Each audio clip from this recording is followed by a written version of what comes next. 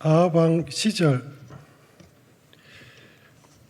북이스라엘은 심각한 우상 숭배에 대한 징계로 3년 반 동안 극심한 가뭄이 지속되었습니다. 하나님께서는 백성들의 회개를 기대하셨으나 그들의 마음은 더욱더 강팍해졌습니다. 가뭄이 끝날 무렵 하나님의 사람 엘리야가 아합 왕 앞에 나타나 말했습니다. 온 이스라엘과 바알 선지자 450명과 아세라 선지자 400명을 갈멜산으로 불러 모으십시오. 백성들이 보는 앞에서 여호와 하나님과 바알 중 누가 참 신인지 우리 증명합시다. 엘리야의 제안에 따라 각자 제단을 쌓고 하늘에서 불로 응답하는 이가 참 신임을 증명하는 영적 대결이 시작되었습니다. 바알 선지자들이 아침부터 저녁까지 외쳤으나 바알은 침묵했습니다. 이제 엘리야의 순서였습니다.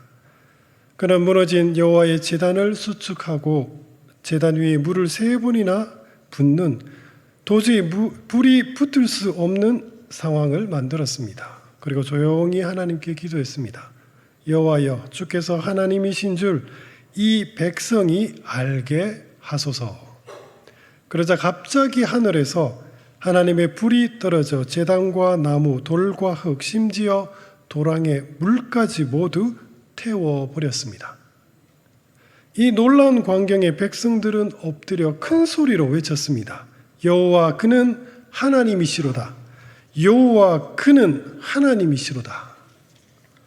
이처럼 갈멜산에서의 영적 대결은 하나님의 완전한 승리로 끝이 났습니다. 하지만 이 위대한 승리 직후 엘리야의 삶은 유감스럽게도 전혀 뜻밖의 방향으로 흘러갔습니다.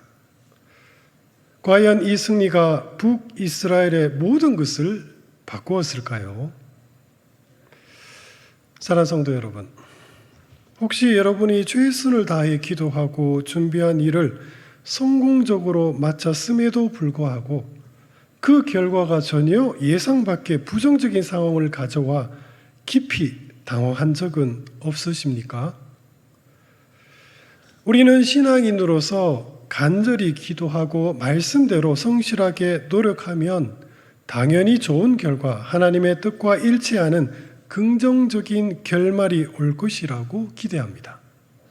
예를 들어 희생과 헌신으로 교회 봉사를 훌륭하게 완수했습니다. 그런데 내가 기도했던 감사와 인정 대신 오히려 사소한 실수로 인해 주변 사람들로부터 따가운 비판을 듣는 경우가 있습니다. 우리는 그때 너무 당황스럽습니다. 나는 하나님의 뜻대로 했는데 왜 이런 대가를 치러야 하는가요? 내가 이토록 열심히 노력했는데 왜 내게 안식 대신에 이 큰 고통이 돌아왔습니까? 바로 이처럼 내 열심과 노력의 결론이 내가 그린 시나리오와 정반대로 틀어질 때 우리는 극심한 낙심을 넘어 영적인 우울증이라는 터널에 갇히게 됩니다. 우리는 이 모든 것이 무의미하다고 느끼며 사명과 목표를 포기하고 싶은 유혹까지 느낍니다. 오늘 우리는 이러한 성공 뒤의 당혹감과 예측 불가능한 현실 앞에 좌절을 우리 함께 이 시간 깊이 묵상해 봅시다. 우리가 바라던 결말이 오지 않았을 때 우리는 과연 어떻게 이 낙심의 자리에서 벗어나 다시 주님을 바라볼 수 있을까요? 내가 기도했던 것과 전혀 다른 현실이 펼쳐질 때 하나님께서 우리에게 어떻게 위로와 안식 그리고 새로운 방향을 제시해 주는지를 우리 오늘 이 시간 말씀을 통해 함께 찾아봅시다. 갈멜산의 승리 이후 엘리야 선지자는 확신했을 것입니다. 이제야 북이스라엘 백성들이 모두 하나님 편으로 돌아설 것이라고 말이죠. 그리고 아합 왕 역시 하나님의 기적을 생생하게 목격했으니 뭔가 느낀 바가 있을 것입니다. 하지만 유감스럽게도 상황은 엘리야의 예상처럼 흘러가지 않았습니다. 엘리야는 뜻밖의 현실을 마주하게 되었습니다. 아합 왕이 왕궁으로 돌아가 왕비 이사벨에게 갈멜산에 있었던 모든 일을 말했습니다. 상황을 파악한 이사벨은 기민하게 움직였습니다.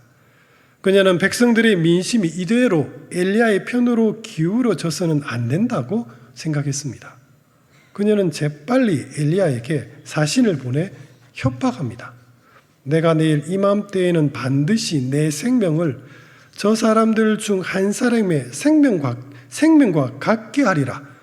만약 그렇게 하지 아니하면 신들이 내게 벌 위에 벌을 내림이 마땅하니라. 그것은 엘리야를 내가 반드시 죽이겠다는 이사벨의 명백한 살해 협박이었습니다. 엘리야는 당황스러웠습니다.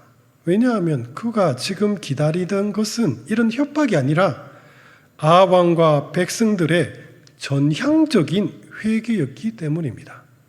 좀 더 희망적으로 기대했던 것은 왕궁에서 이세벨이 축출되었다는 소식이었을 것입니다. 그런데 이세벨의 축출은커녕 엘리야가 마주한 현실은 살해 협박이었습니다. 그렇다면 지난 3년간의 가뭄과 갈멜산의 승리는 도대체 무슨 소용이 있었던 것일까요? 악녀 이세벨이 권세를 휘두르자 백성들은 또다시 겁먹은 듯 머뭇거리기 시작했습니다. 엘리야는 예전과 조금도 달라지지 않는 백성들의 태도를 보며 허탈했습니다. 자신이 행한 모든 노력이 다 허사였던 것입니다. 이제 자신이 죽는다면 북이스라엘 땅에 선지자는 단 한 명도 남지 않을 것입니다. 그에게는 더 이상 백성들을 설득할 힘도 열정도 남아있지 않았습니다. 결국 낙심한 엘리야는 도망을 선택합니다. 그는 다급하게 유대 땅 브엘세바로 피신했습니다. 그리고 사환은 그곳에 남기고 자신만 홀로 광야로 들어갔습니다. 엘리야의 최종 목적지는 호렙산이었습니다. 사실 엘리야가 지금 도망친 까닭은 단지 살기 위해서가 아닙니다. 오히려 그는 자신이 죽을 자리를 찾기 위해 길을 나섰습니다. 호렙산에서 하나님께 자신의 소명이 실패했음을 보고하는 것이 마지막 임무라고 느꼈습니다. 뜨거운 태양 아래 여행이 지친 엘리야가 문득 로덴 나무 하나를 발견했습니다. 저곳이 엘리야 자신이 죽을 자리일까요? 로덴 나무 아래에 누운 채 엘리야가 하나님께 기도했습니다. 여호와여, 넉넉하오니 지금 내 생명을 거두어 주십시오. 나는 내 조상들보다 낫지 못합니다. 심신이 지칠 대로 지친 엘리야는 이대로 자신의 숨이 끊어지기를 소망했습니다. 그렇게 그는 로덴 나무 아래서 죽은 듯이 잠을 잤습니다. 한참을 자고 난 후 전사가 와서 엘리야를 깨웠습니다. 일어나 먹어라. 내가 갈 길을 다 가지 못할까 하노라. 이곳은 엘리야가 죽을 장소가 아닌가 봅니다. 엘리야는 천사가 준 음식을 먹고 기운을 차렸습니다. 그리고 다시 길을 나섰습니다. 엘리야는 광야를 40일 동안 횡단한 후 마침내 하나님의 산 호렙산에 도착했습니다. 호렙은 시내산의 산봉우리입니다. 시내산은 과거 이스라엘 민족이 하나님으로부터 율법을 받고 언약을 맺은 장소입니다. 시내산에서 엘리야가 하나님께 마지막 사역 보고를 하였습니다. 내가 만군의 하나님 여호와께 열심히 유별하오니 이는 이스라엘 자손이 주의 언약을 버리고 주의 제단을 흘며 칼로 주의 선지자들을 죽였음이오며 오직 나만 남았거늘 그들이 내 생명을 찾아 빼앗으려 하나이다. 엘리야는 이스라엘 백성들이 하나님과의 언약을 버렸다고 보고했습니다. 그리고 이제 북녘 땅에서는 하나님을 믿는 사람은 자신뿐이라고 한탄했습니다. 이스라엘 백성들의 변심을 보고하는 엘리야의 심정은 정말 이루 말할 수 없을 정도로 비통했습니다. 성도 여러분, 엘리야는 성경에서 가장 유명한 선지자 중 한 명입니다. 우리가 상상하는 엘리야는 늘 성령 충만한 사람일 것입니다. 그런데 오늘 본문에 나타난 엘리야의 모습은 우리를 당혹스럽게 만듭니다. 항상 성령 충만해야 할 엘리야가 우울증이 웬 말입니까? 지금 낙심한 그는 하나님께 스스로 죽기를 자처했습니다. 성도 여러분, 우울한 감정에 허덕이고 있는 그를 우리는 어떻게 이해해야 할까요? 엘리야 선지자 역시 우리와 똑같은 성정을 가진 사람이었습니다. 성도 여러분, 우울이란 과연 어떤 감정일까요? 성령 충만과 정반대되는 부정적인 감정입니까? 인간의 감정은 원래 기복이 있습니다. 사람은 웃을 때가 있으면 울 때가 있고 기쁠 때가 있으면 우울할 때도 있습니다. 감정에 기복이 없다면 그것은 인간의 감정이 아닙니다. 어떤 분들은 평정심에 대해 말합니다. 평정심이란 웃고 싶을 때 억지로 웃음을 참고 울고 싶을 때 억지로 울음을 참는 것이 아닙니다. 자기 감정에 솔직하지 못한 마음이 무슨 평정심입니까?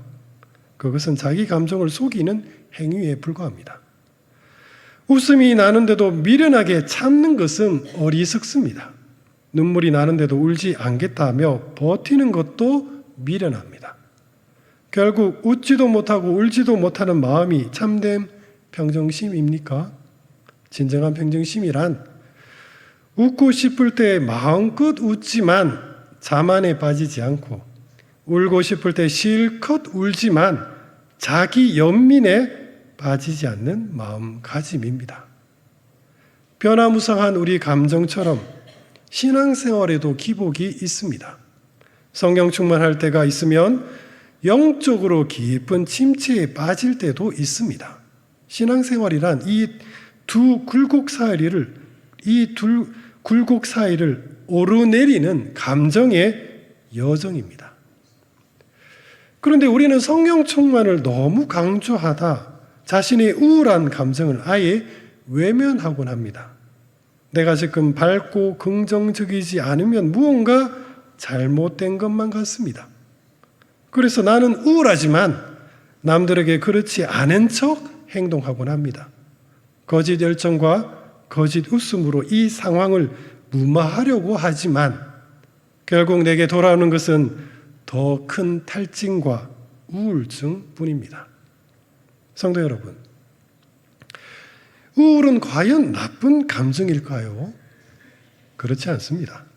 심리학자들은 오히려 사람이 우울할 때 비로소 현실 감각과 문제 해결 능력이 급격하게 향상된다고 말합니다. 우울은 현실을 비판적으로 바라보는 시야입니다. 우울 역시도 하나님께서 우리에게 주신 감정입니다.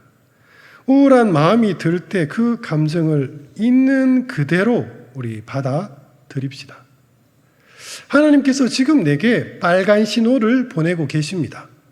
많은 사람들이 오해하는데 빨간 신호는 결코 나쁜 신호가 아닙니다. 잠시 멈추라는 신호입니다. 도로에서 빨간 신호를 보고도 차를 멈추지 않는다면 어떻게 되겠습니까? 사고가 날 뿐입니다. 멈춰야 할 때는 멈춰야 안전합니다. 가야 할 때는 가고 멈춰야 할 때는 멈추는 것이 안전한 운전입니다. 영적인 침체기는 마치 강철을 담금질하는 과정과도 같습니다. 철은 마냥 화로 속에만 계속 넣어둔다면 다 녹고 말 것입니다. 달구어졌던 철을 차가운 물에 담글 때 비로소 철은 더 치밀해지고 견고해집니다. 하나님께서 우리에게 침체기를 주시는 이유는 내 믿음이 더욱더 치밀해지고 견고해지도록 그렇게 하신 것입니다. 다윗이 지은 수많은 시들은 역설적이게도 그가 가장 낙심하고 가장 우울할 때 쓰여졌습니다. 엘리야가 극심한 우울증에 빠졌을 때 아이러니하게도 그는 비로소 하나님을 진정으로 만나기 위해 호렙산으로 출발하였습니다. 성도 여러분, 지금 엘리야처럼 내 마음에 깊은 슬픔이 깃들어 있습니까? 바로 지금이야말로 내가 직접 내 발로 하나님의 산으로 올라가야 할 때입니다. 엘리야는 광야길을 40일 밤낮 걸어 마침내 하나님의 산에 도착했습니다. 성경에서 광야는 인간이 하나님을 만나는 장소요, 40일은 인간이 하나님을 만나는 시간을 상징합니다. 성도가 느끼는 우울한 감정은 단순한 우울증이 아닙니다. 그리스도 안에서 내가 경험하는 이 감정은 인간이 하나님을 만나기 위해 믿음으로 인내해야 할 시간입니다. 신앙생활하면서 힘들어 포기할 때면 그때마다 하나님께서 나를 격려하시고 새 힘을 북돋아 주시지 않았습니까? 하나님께서는 어린아이를 사막으로 내몰지 않으십니다. 믿음으로 성장한 어른에게만 하나님의 산에 오르라고 재촉하십니다. 하나님을 깊이 묵상하며 침묵 속에서 기도하는 이 시간이 결국 우리의 믿음을 더욱더 견고하게 만들 것입니다. 엘리야가 천사가 준 떡과 물을 마시며 결국 호렙산에 도착한 것처럼 날마다 우리에게 베푸시는 하나님의 그 은혜로 말미암아 우리 모두는 결국 하나님의 산에 이르게 될 것입니다. 호렙산에 당도한 엘리야는 마침내 하나님을 만났습니다. 그때 크고 강한 바람이 불어 산을 가르고 바위를 부쉈습니다. 그런데 이상하게도 하나님은 그곳에 계시지 않았습니다. 또다시 큰 지진이 나고 불이 일어났습니다. 그런데 이번에도 역시 그곳에는 하나님이 안 계셨습니다.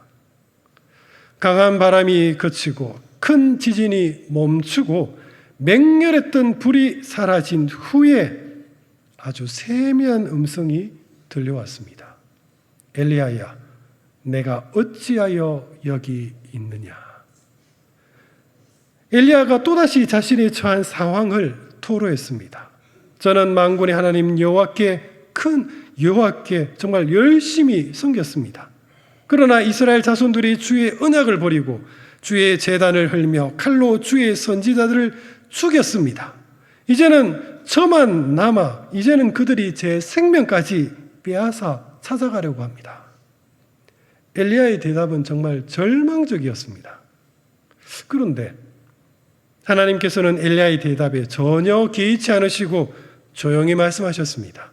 엘리야야, 너는 결코 혼자가 아니란다. 내가 바알에게 무릎 꿇지 않고 입을 맞추지도 않은 7,000명의 선지자를 이미 이스라엘에 남겨두었단다.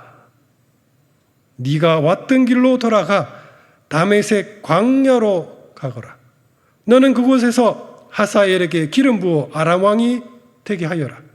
또 님시 아들 에후에게 기름 부어 이스라엘의 왕이 되게 하고 아벨 무홀라 사베세 아들 엘리사에게 기름 부어 내 뒤를 이어 예언자가 되게 하여라. 하사엘의 칼을 피해 도망치는 사람은 에후가 죽일 것이고 에후의 칼을 피해 도망치는 사람은 엘리사가 죽일 것이다. 낙심한 엘리야는 이 북녘 땅에 자기 혼자만 남았다며 토로했지만 놀랍게도 하나님께서는 엘리야 너 외에도 무려 7,000명의 선지자가 더 있다고 말씀하셨습니다.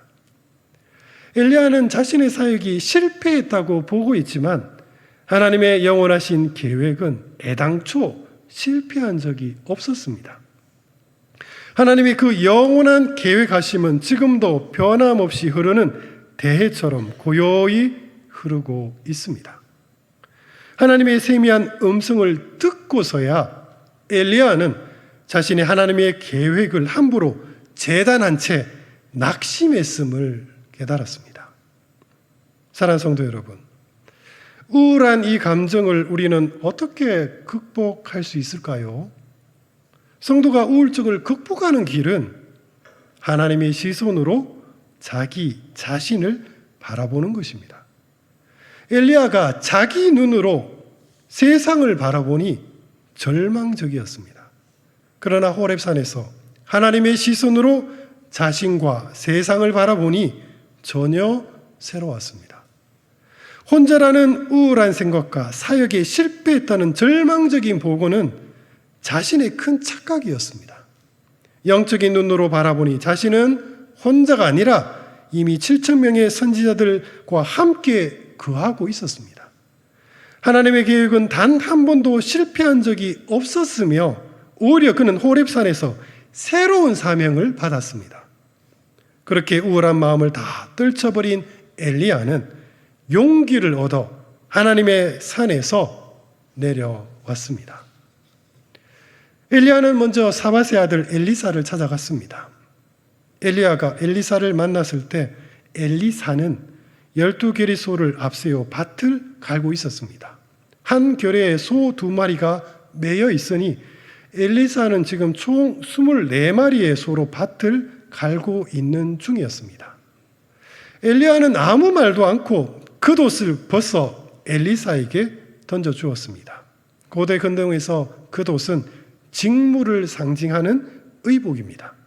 자기 겉옷을 상대방에게 준다는 말은 곧 자신의 직무를 상대방에게 위임한다는 뜻을 가지고 있습니다. 엘리사 역시 엘리야가 준 겉옷에 담긴 의미를 단번에 깨달았습니다. 지금 하나님께서 자신을 선지자로 부르고 계신다는 사실을 말이죠. 하나님의 부르심에 엘리사는 즉각적으로 응답하였습니다. 그는 주저하지 않고 가족들에게 작별 인사를 한 후 엘리야 선지자를 따라 그의 제자가 되었습니다. 하나님께서 엘리야에게 주신 사명은 이 외에도 하사엘과 에후에게 기름을 부어 왕으로 세우는 일이 있습니다. 그러나 남은 사명들은 엘리야가 직접 가지는 않고 그의 제자 엘리사에게 계승되어 그가 맡게 됩니다. 하나님께서는 하사엘에게 기름 부어 아람 왕으로 세우라고 명하셨습니다. 하사엘은 원래 아람 왕 벤하닷의 군대 장관이었습니다. 그러나 엘리사로부터 기름 부음을 받은 후 벤하닷을 죽이고 자신이 아람 왕이 되었습니다. 엘리사가 하사엘에게 기름을 부을 때 갑자기 영안이 열린 엘리사는 그가 장차 북이스라엘 사람들을 잔혹하게 학대할 미래를 보며 눈물을 흘렸습니다. 아람 왕 하사엘은 언약을 버린 북이스라엘을 징벌하는 하나님의 회초리가 되었습니다. 그리고 또 하나님께서는 에후에게 기름을 부어 이스라엘의 왕으로 세우라 명하셨습니다. 이 사명은 엘리사가 직접 하지는 않고 자신의 제자 중 한 명에게 위임합니다. 엘리사의 명령을 받은 제자는 길라 라못으로 가서 에후에게 기름을 부어 하나님의 예언을 전하였습니다. 에후는 아방의 아방의 아들 요람왕의 군대 장관이었습니다. 그러나 하나님의 뜻을 깨달은 에후는 그 즉시 쿠데타를 일으켜 요람왕을 살해하였습니다. 그리고 아합 집에 속한 모든 사람을 진멸시켰습니다. 북이스라엘의 왕 에후는 하나님을 버린 아합의 집을 징벌하는 하나님의 칼이 되었습니다.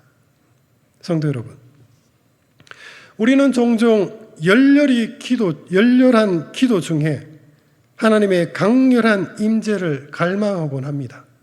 분명 그럴 필요가 있으며 기도의 열기 속에서 체험하는 신비는 신앙생활에 매우 중요합니다.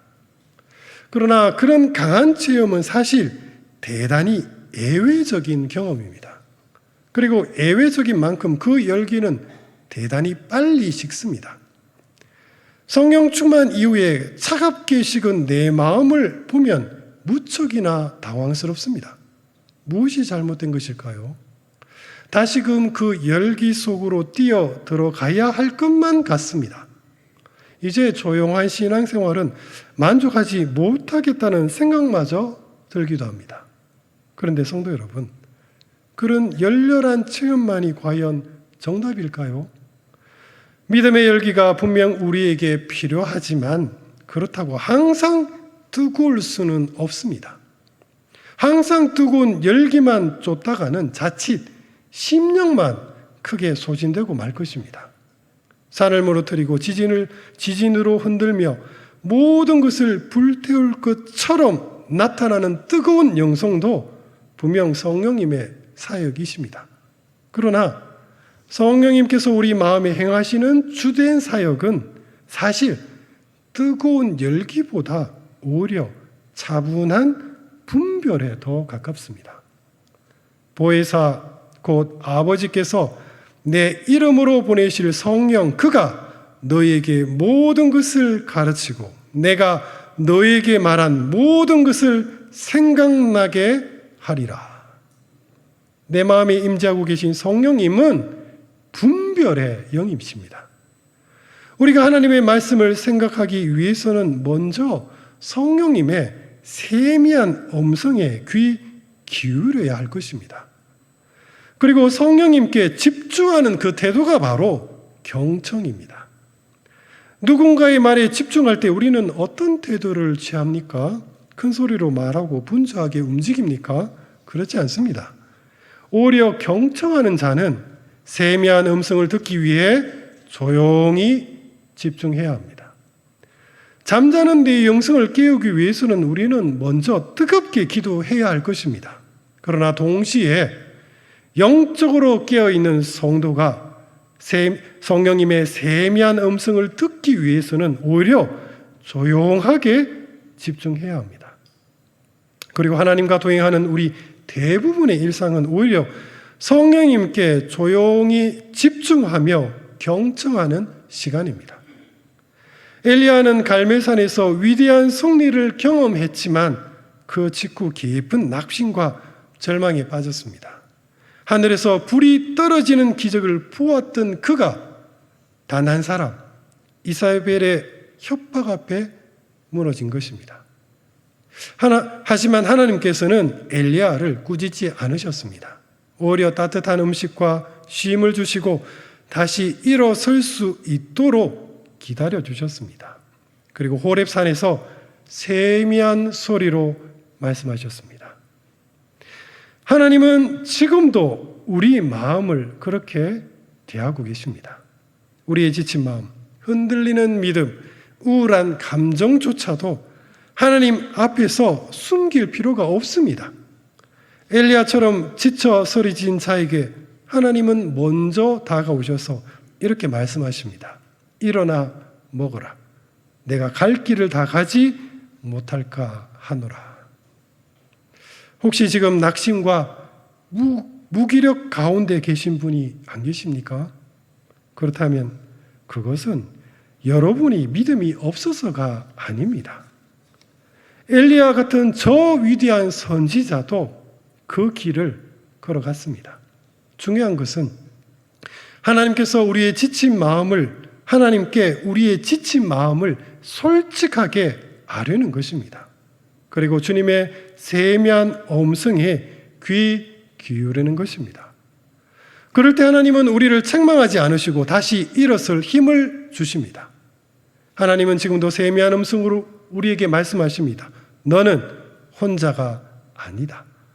내가 여전히 너와 함께하고 있단다. 그리고 거룩한 교회가 너와 함께하고 있다. 사랑하는 성도 여러분, 그러하니 우리 포기하지 맙시다. 끝까지 이 길을 믿음으로 인내하며 하나님과 동행합시다. 하나님의 은혜는 우리가 쓰러졌을 때 비로소 더 가까이 다가옵니다. 우리의 삶에는 갈멜산의 승리와 같은 영광도 있지만 때로는 로덴 나무 아래에서 눈물 짓는 시간도 있습니다. 그러나 우리 기억합시다. 로된 나무는 끝이 아니라 다시 시작하는 자리입니다.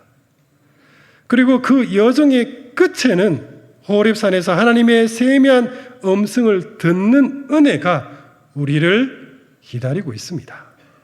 그렇습니다. 주님께서 지금도 여전히 우리의 지친 마음을 어루만져 주시고 다시 걸을 수 있는 힘과 위로를 주고 계십니다. 말씀을 맺겠습니다. 첫째, 지금 내 마음이 우울하다면 지금 당장 우리 하나님의 산으로 올라갑시다.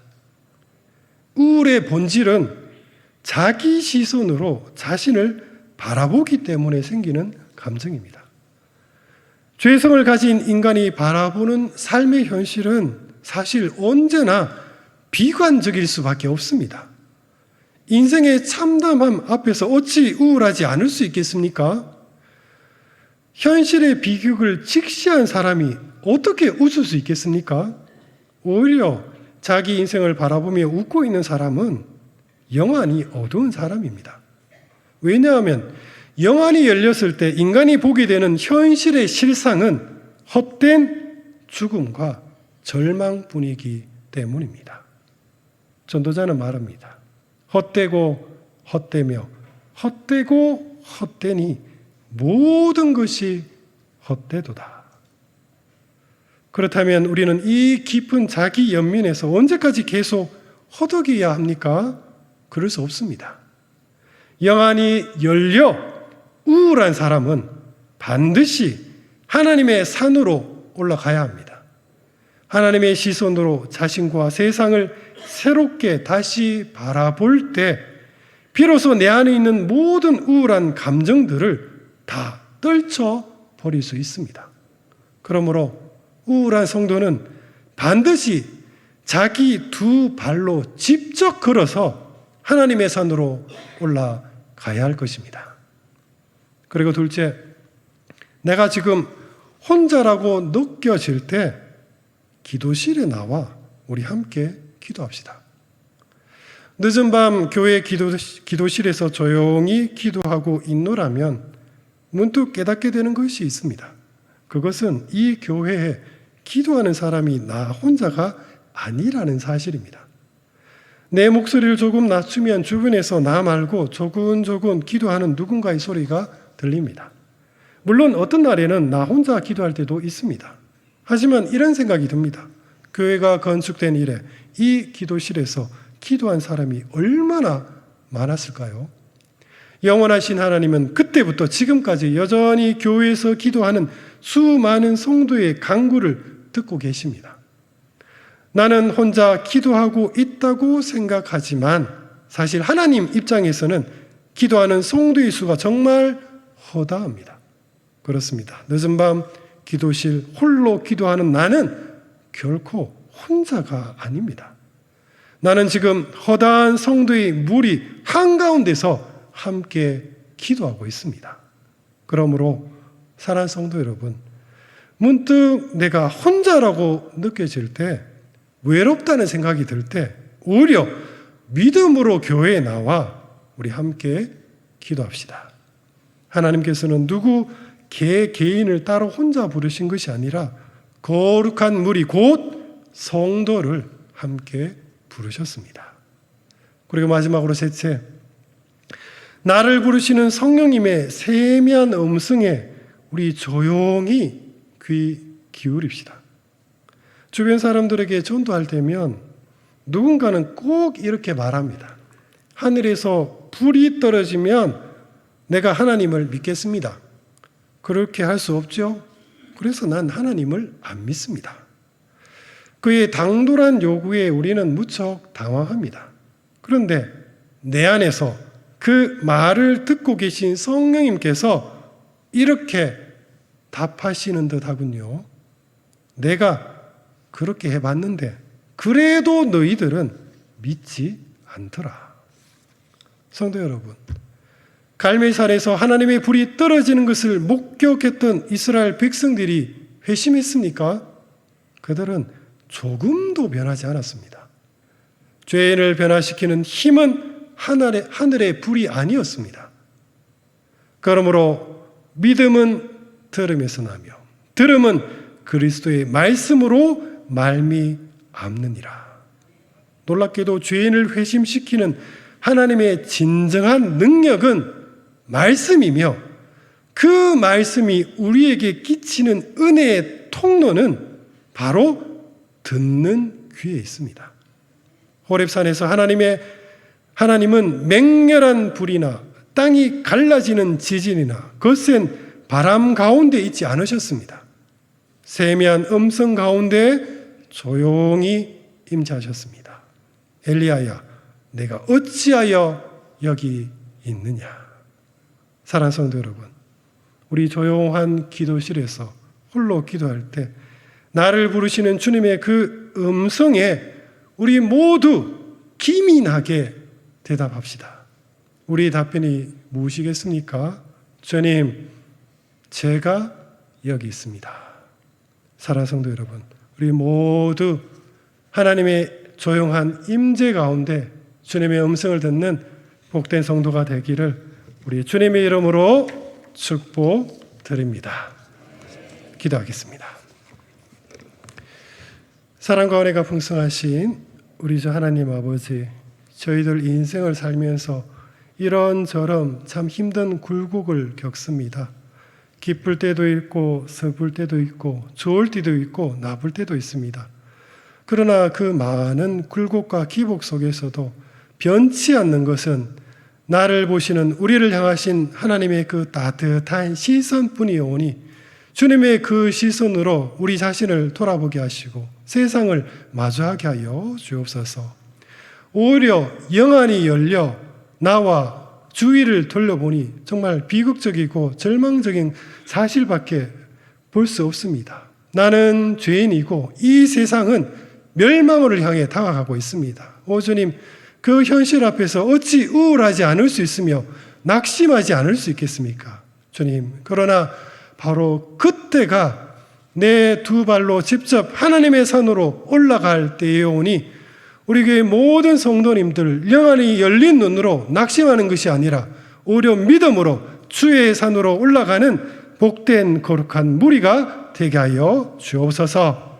바라옵고 우리 구주 예수 그리스도 이름으로 간절히 기도드립니다.